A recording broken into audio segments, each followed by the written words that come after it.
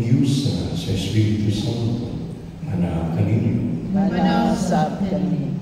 Mga Isularo, maandam kita sa pagsaulog ng Santos ng Misa. Magpaubos kita o mag-inusol sa atong mga sala.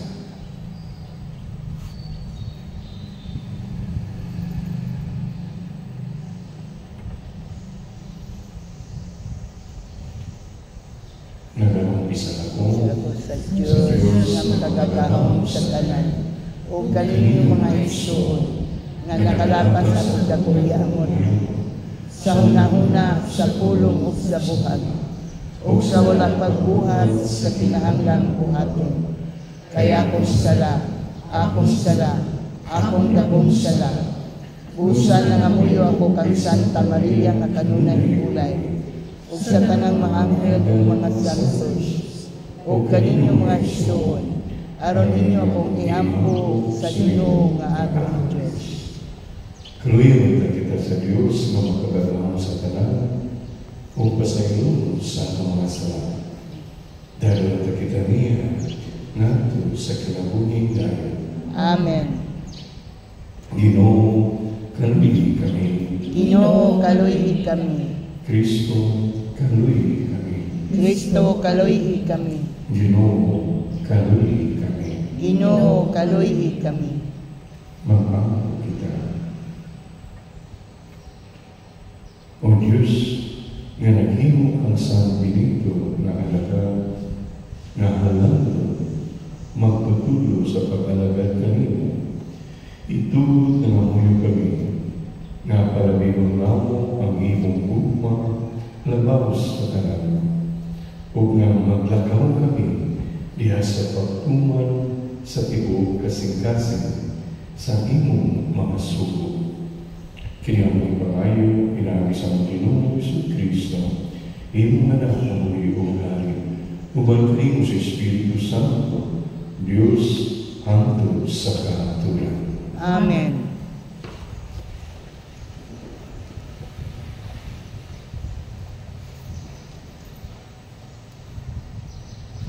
Kinutlog ikan sa basahon ni Propeta Oseas. Ang Ginoong ingon, gihigugma ko ang Israel sa bata pa siya. Kaya ko ang aming anak nga dito sa Ehipto. Dihang itunayan ko sila pagsangkit, nag-anamin ko silang palayo kanako. Nagpadayon sila sa pagsimba kang Baal o sa pagsunog o insenso sa ilang Diyos.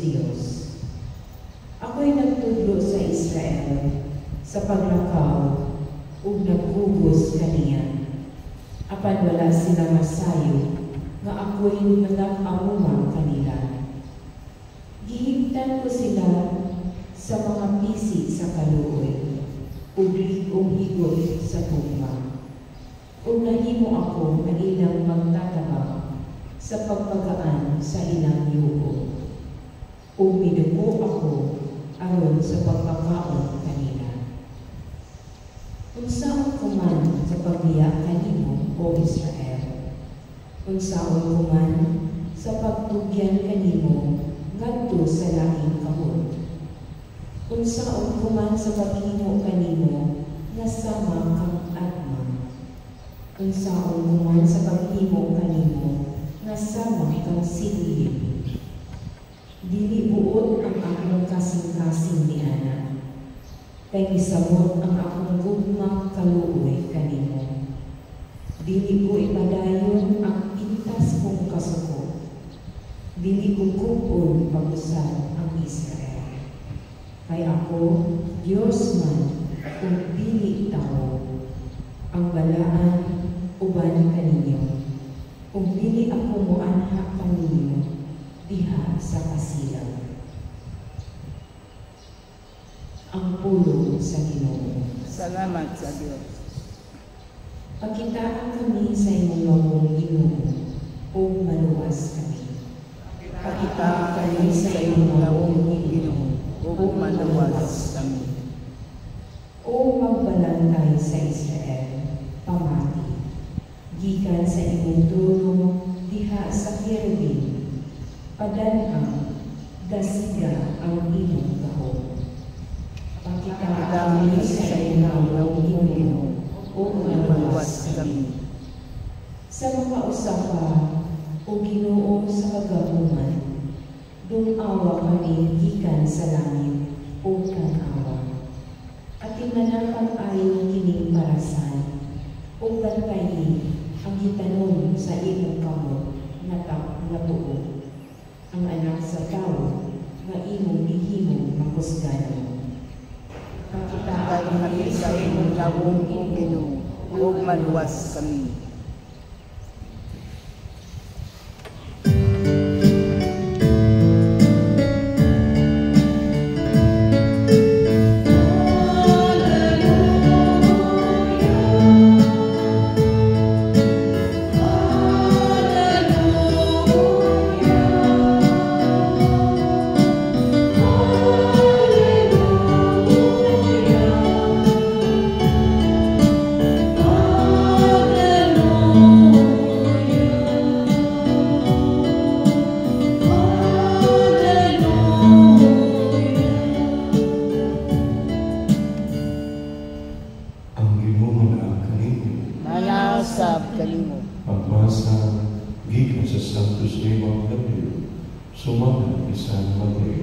Himayaon ikaw, O Ginoo.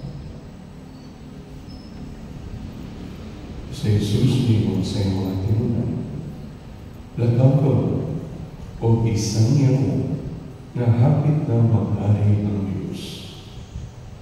Ayuhan ninyo ang mga masakitong, banhawa ang mga minatay, hiluli ang mga sanlamon, o kabuga ang mga yaman. Nagadawat ka mong walay bayan, busat ang hatag ka mo sa walay pagpangayon bayan. Ayaw ka mong pagdala kwartang ulawan, plata o bronze. Ayaw pagdala until sa inyong pagpanaw ni ilisan, ni sapatos, ni sungkod. Ang mga mamumuo ang ay hadagan sa iyang kabuhian.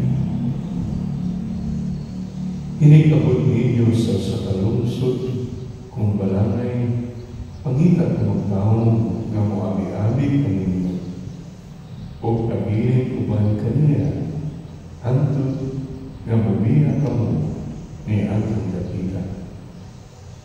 Inigayon ninyo sa usa ka balay, inga ang tambalay, ang kalinaw, mag-uban kanina. Kung manawag ninyo ang tambalay, ibigin nila ang inyong paghinapon sa kalinaw. Kapan ang dili, bawian ang inyong paghinapon. O kung ana ay balay o lungsod na dili ulawat kaninyo, o dili mamati kaninyo, biyahe ka ng dakitan. O taktaka ang apo sa inyong iinom. Inundo kini sa adlaw sa paghukom, mas malubi pa ang Diyos sa mga tao sa Sodoma o sa Gomora kaysa sa mga tao iyanang lungsugan. Ang Ebanghelyo sa Ginoo. Dayon ikaw, O Kristo. Mayroon kanatan. I remember it was the year around 2006. Nakaatuloy Roma sa Italia. Ang usa sa lugar na ang gibisita dito rin sa Assisi, no? Katong taon sa Assisi. Kinsa may santos nga sa Assisi, si Saint Francis of Assisi, o kinsa pa ito sa ang iyang best friend, no? Kinsa ganito, Saint Francis, o nakalimutan ko, si Sister Kadungdong. So kay St. Francis na naman nga kay one of the famous poem or later on a song ni St. Francis. Kini make me a channel of your peace. Lord, make me a channel of your peace. When there is hatred, let me bring love. When there is injury, your pardon, Lord. So, sa mga poem, sa mga leader na yung kanta, memorize kinanta, elementary pa po, kabatiran ko na, katumugan ko na, o high school seminary na po, kakanta niya na, doon kaya ng song, ako mga seminarista, katalugin niya na kanta, Lord, make me a channel of your peace. Sa karoon, sa Evangelyo, iingogay si Kristo, anak mo niya ng sura, sulod mo niya ng balaya, o ihatang inyong greetings, the greetings of peace. So, di ka mo, peace be with you. O, ang kalinaw, mag-uban kaninyo. Ang kalinaw, mag-uban kaninyo. So, kung sabihin na itong mga pangandoy, mga longing and desire, that there will be peace in our life. There is peace. Kinsa man mulay na nandumagi. Kinsa man wala ng desire sa peace, sa kalinaw, sa kung kinabuhi, halos kitang tanan. Pero nagkalain-lain klaseng tao, lain-lain ko yung pagtanaw sa kining kalinaw. Kung saan kalinaw. Para sa mga sundalo, may mga kalinaw is the peace is the absence of war. Sundalo naman siya. Peace. Peaceful ba diri o peaceful diri o gira. So, kung nasa sundalo sa mga police, yung mga peaceful diri o peaceful diri, walay gugot.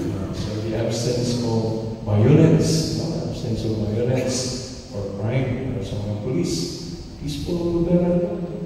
Walay gugot din walay krimen. Siguro sa mga doktor, sa may peace, peaceful kayong lawas, peaceful kayong namunan. It's the absence of disease and sickness para sa doktor. Para na ay peace ang lawas sa katao. And sa mga ginikanan, sa may peaceful pamilya, kung walay gugot sa walay kayusan sa mga within the family ay kayusan. There's unity, there's peace. So, sa mga businessman, kung sa may pagtanaw peace, kalinaw. Kung walay is the absence of debt, walay utang. So, peaceful yung businessman kung walay utang, the absence of debt or utang. Okay? So, most of the time, the peace is always associated with the absence of. Sa sundalo, is the absence of war. Sa police, is the absence of violence. Sa mga doktor, the absence of sickness. Sa mga businessmen, is the absence of debts. Pero, for us Christians, kung sa way ang kalinaw o peace is not just the absence of. It's more of the presence of. It's the presence of God in our life. It's the presence of Jesus Christ in our life. And that is peace. When there is Jesus in our life, when Christ is in our hearts, then makaingon niyuta and there is peace. So, kung sa mga angay natin buhaton, pero na ay presence of Jesus in our hearts. We should acknowledge Jesus. Acknowledge Him as sons of God. At siya mong i-acknowledge na anak, gayon siya sa Diyos. David na the-appointed son of God. Kinsa mo appointed son of God na nanagulot sa mga pulis. So, because we are just the Son of God. You have to acknowledge Jesus, the Son of God. Second, we have to accept Him as our Lord and Savior. After acknowledging Him as Son of God, we have to accept Him as our Lord and Savior. Third, we should allow Him to be our Master. Ang tawag niya karon na ina na siya ang Master sa iyang kinabuhi. Allow Jesus to be our Master. Allow Jesus to be in control of our life. Allow Jesus to surprise us. Allow Jesus to test us. Maunising dito mga the presence of Jesus in our life. So kinahanglan di ay nga ang presence of Jesus ma-felt kita kung experience nato. We first will acknowledge Him as our Lord, as Son of God. Second, we should accept Him as our Lord and Savior. Third, we should allow Him to be our Master in our life. So, and that there will be peace in us. Peace doesn't mean na itong gitawag ng Jesus na wala na yung mga gubod, wala na yung mga kalisod, wala na yung mga kalisdanan. It's not the absence of those things.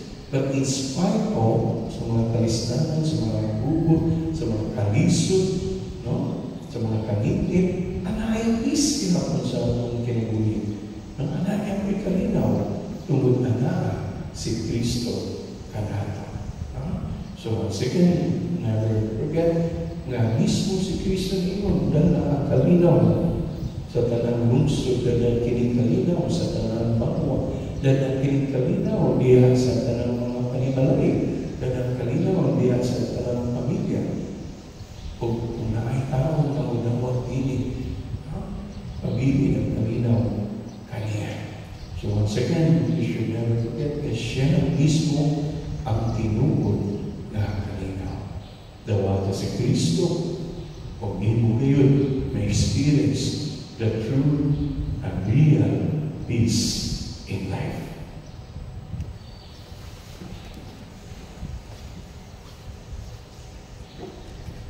Matag-usapan natin, ibili diyan ni Kristo alam sa pinagong kapayuhan. Busay kalangan natin at mga pangaliw nato kaniya sa atong mag-ingon. Amahan, pamatiya kami. Amahan, pamatiya kami.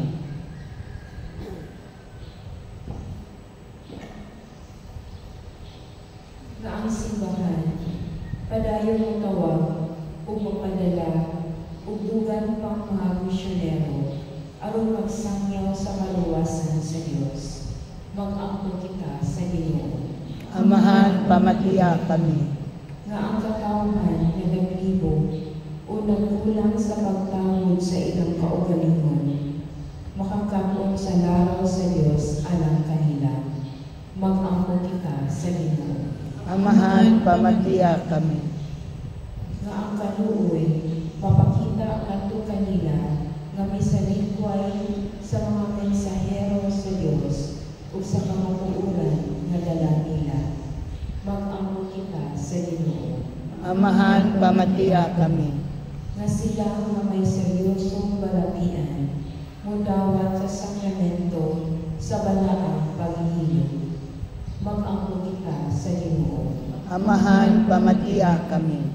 Nga imo kang isipon nga tapos, o mapuslanon anang kanamo, nga ang hananglong Teofilo kamumon, mabayaw na ngadto sa altar sa mga santos.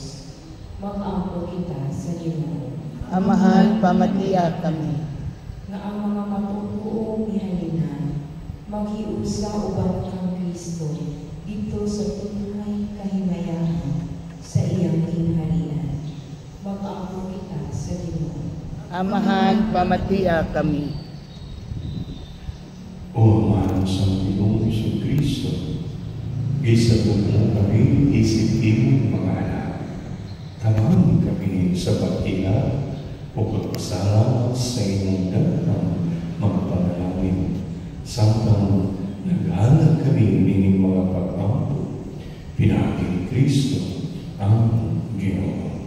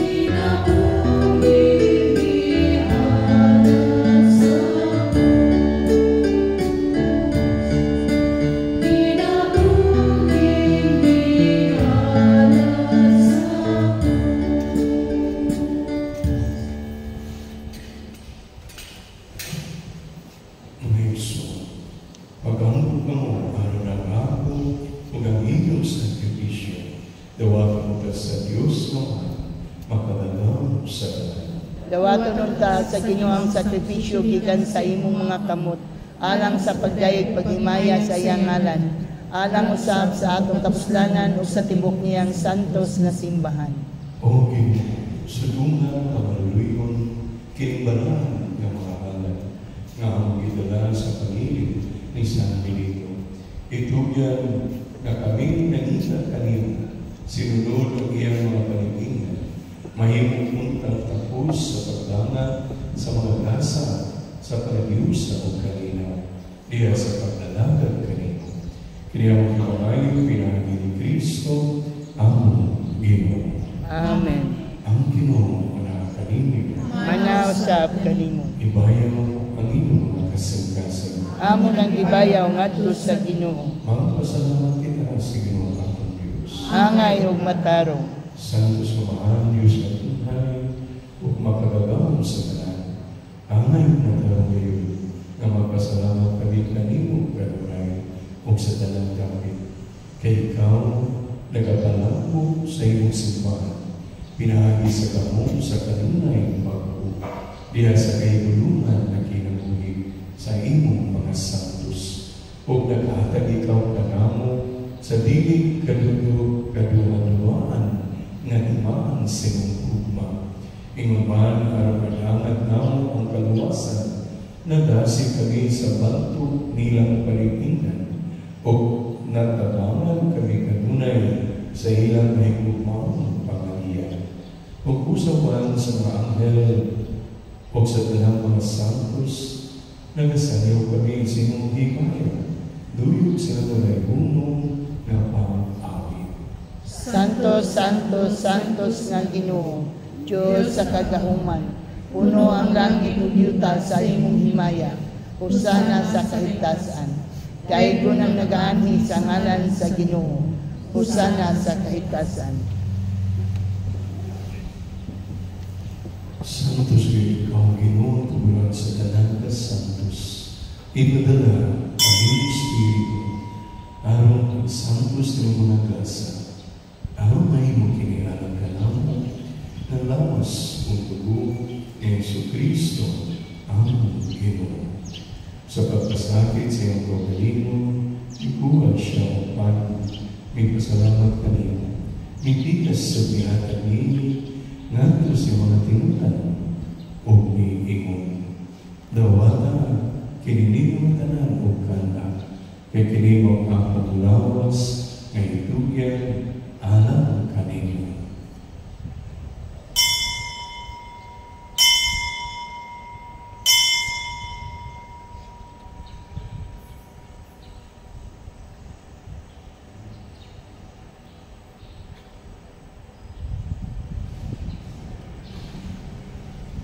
Sa samang pahagi tapos ang parihapon, may kuha siya sa kalis.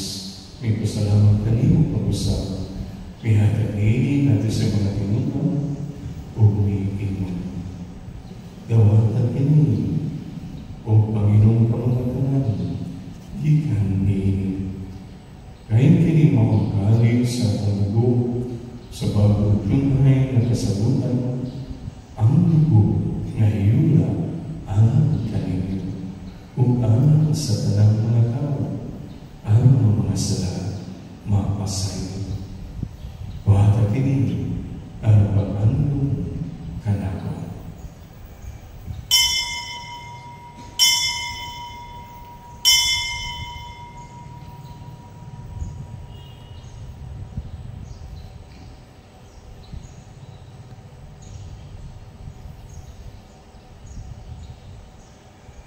Kini ang misteryo sa pagtuo. Si Kristo namatay, si Kristo nabanhaw, si Kristo mubalik ngani. Ang paghandom sa kamatayon o pagkabanhaw ni Jesucristo, nagahalad kami kanimo, Ama, inupan sa kinabuhi o kani sa kaluwasan. Nagpasalamat kami kanimo, tumigay mo kaming giisip na ngayon, na matuwang mo alagad kanimo. Ibuang kami ng mga dama sa lawas sa dugo ni Kristo, magkayo sa diha sa Espiritu Santo. Inumibig Ginoo ang imong simbahan imo ang mahingpit kami diyan sa Roma. O Mari Francisco ang Papa, ni Julito ang Obispo, o sa tanang mga pari. Hinuli mo sa mga mga igsoon na nangamatay, marumol na mabanaw sila, o sa ang tanang nangamatay, dahil simong kalutoy. Nanda silang tanan sa pagsulpong sa kahayag simong naon. Kaluy kaming tanan, imo kaming amayan na makaambit sa kinabuhing tunay, uban ni Maria, ang inahan na ulay sa Diyos, uban ni San Jose, iyang bala, uban sa mga apostles, uban ni San Pedro, o sa tanang mga santos, nga nagatumang sa mong kabubutmon, lahat sa katuigan. Uban kanila ay pagkandaypon, o ang ikaw ngay mayaon. Pinagi ni si Kristo, imong anak. Pinagi kaniya, uban kaniya, biya kaniya, ihatag na kanimo, mapatagaw ang kamaan. Dahil sa kayo sa Espiritu Santo, ang tanang tumubo himaya, hantod sa kaaturan. Amen.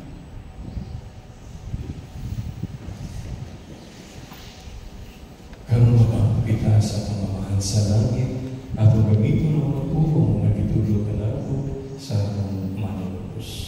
Amahan namo nga naa sa langit, pagdaygon ang imong ngalan, umabot ka namo ang imong gingharian, matuman ang imong pagbuot dinhi sa yuta maynon sa langit.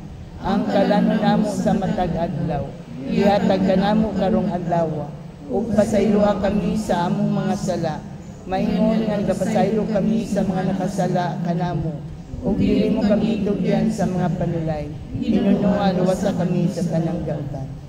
Mangayon kami kanimo Ginoo, imo kami luwason sa tanang dautan.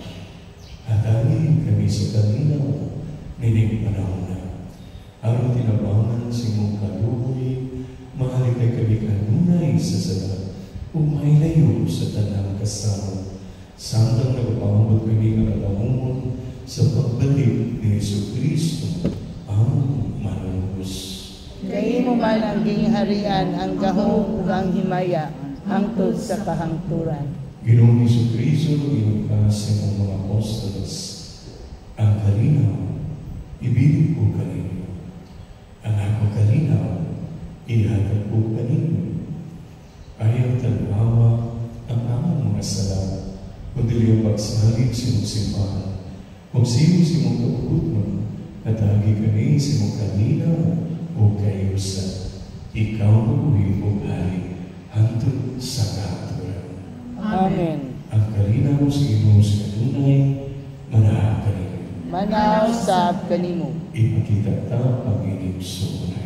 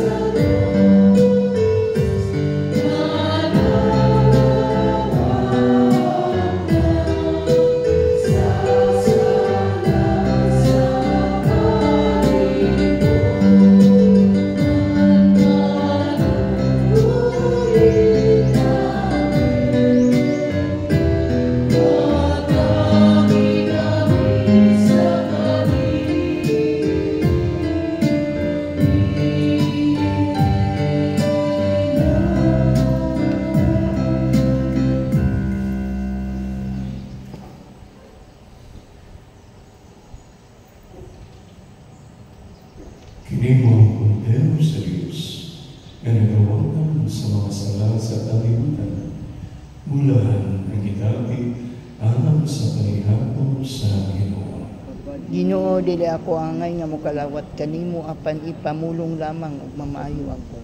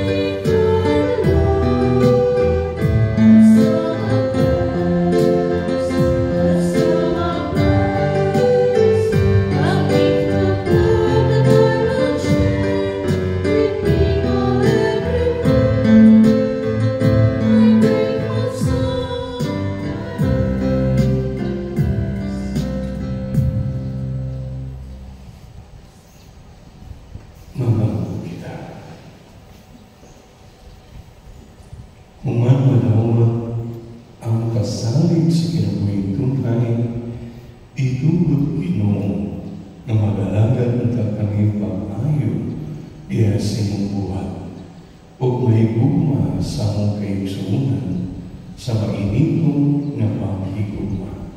Kini ang gipangayo pinahagi ni Kristo among Ginoo. Amen. Ang Ginoo na kaninyo. Manaw sa kanimo. O ang panalangin sa Diyos o ang kagalawang sa tanan. Amahan, Anak, ng Espiritu Santo. Amen. Tapos ng misa, dahil ang kalinaw ni Kristo. Salamat sa Diyos.